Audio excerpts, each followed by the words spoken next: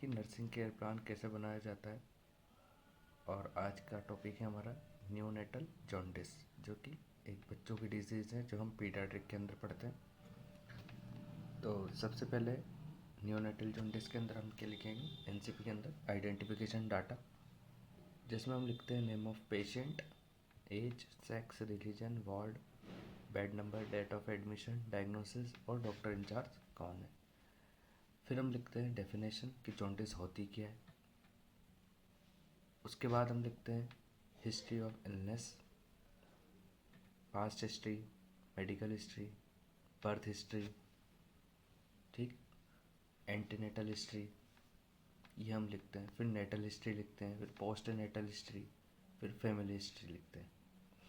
उसके बाद हम लिखते हैं इम्यूनाइजेशन शेड्यूल कि बर्थ के टाइम पे कौन कौन से वैक्सीन दी गई, 6 वीक पर, 4 वीक, 6 वीक पर, 10 वीक पर, 14 वीक पर, 9 मंथ पर, 24 मंथ पर और 5 ईयर पर, अगर बच्चा 5 ईयर से बड़ा है तो।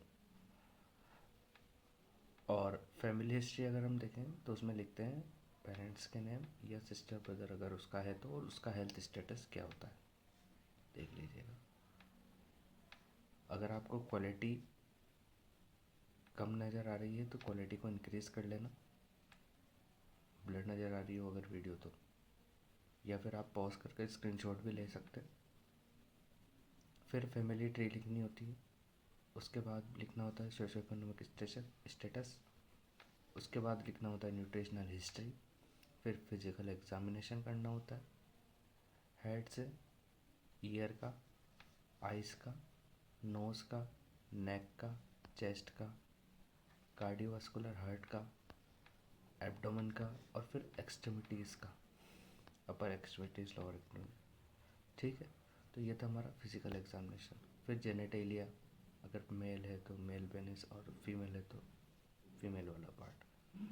फिर है न्यूरोलॉजिकल असेसमेंट, उसका रिफ्लेक्स कैसा है ना, ये सब कुछ लिखना होता है, देख लीजिए आप। फिर वाइटल साइन लिखना होता है, temperature, pulse, respiration, blood pressure.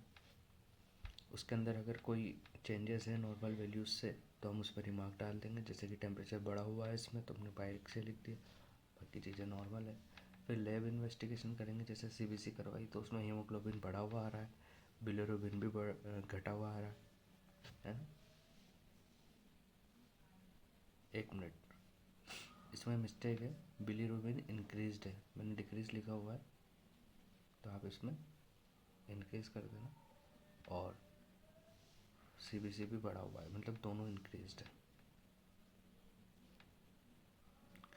फिर मेडिकेशन के अंदर लिखना होता है कौन से मेडिकेशन देंगे, किस रूट से देंगे और किस डोज में देंगे।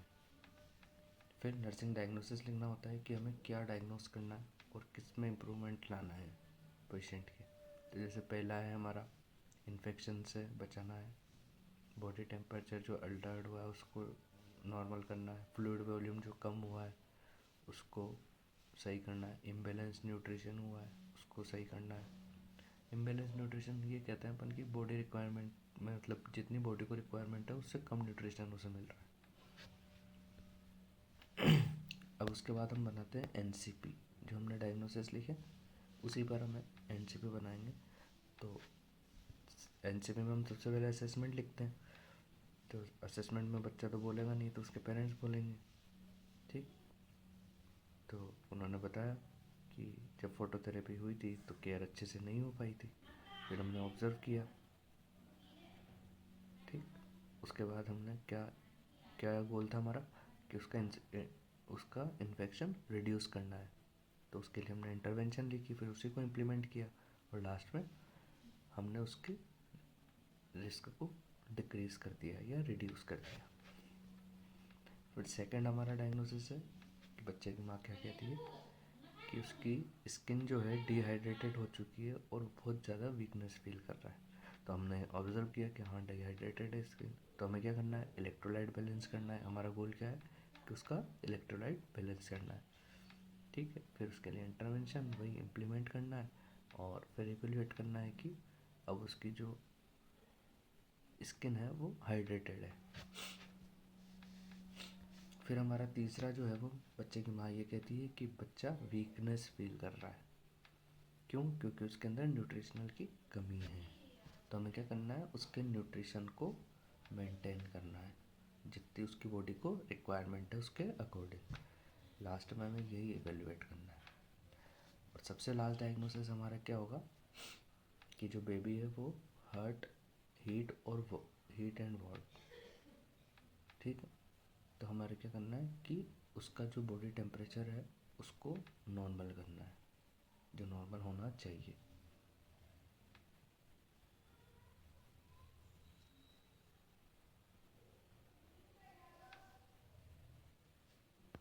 फिर हमें कॉम्प्लिकेशन बताने हैं कि क्या क्या कॉम्प्लिकेशन देखने को मिल सकते हैं, जैसे cardiac respiratory disturbance, infection, clot formation, ठीक। इसी तरह हेल्थ एजुकेशन देनी है कि हर 2 घंटे में बच्चों को फीड करवाना है, हैंड वॉश करना है जब फीड कराते हैं बच्चों को। तो फिर इम्यूनाइजेशन करना है, इम्यूनाइजेशन शेड्यूल के अकॉर्डिंग, बिना अननेसेसरी टच नहीं करना है, हर सारी मेडिकेशंस को देना है जो डॉक्टर्स ने लिखी है, चेकअप कराना है रेगुलर। फिर हम लास्ट में लिखते हैं रेफरेंस। तो हमने ये लिया है चाइल्ड डेथ नर्सिंग की एक बुक आती है पद्मजा, जो कि जेपी ब्रदर्स मेडिकल पब्लिशर्स की, और बिब्लियोग्राफी। तो ये थी हमारी nursing care plan on neonatal jaundice, ठीक है। अगर आपको वीडियो पसंद आई है तो चैनल को सब्सक्राइब कर दीजिए, और अगर आपको कोई कन्फ्यूज़न है तो आप मुझसे कमेंट में पूछ सकते हैं। अगर आपको इसकी पीडीएफ चाहिए तो मैं टेलीग्राम का लिंक ग्रुप डिस्क्रिप्शन में डाल दूँगा, तो उस ग्रुप को आप ज्वाइन करके उसमें मैसेज कर दीजिएगा, मैं उसमें पीडीएफ अपलोड कर दूँगा। Thank you for watching my video.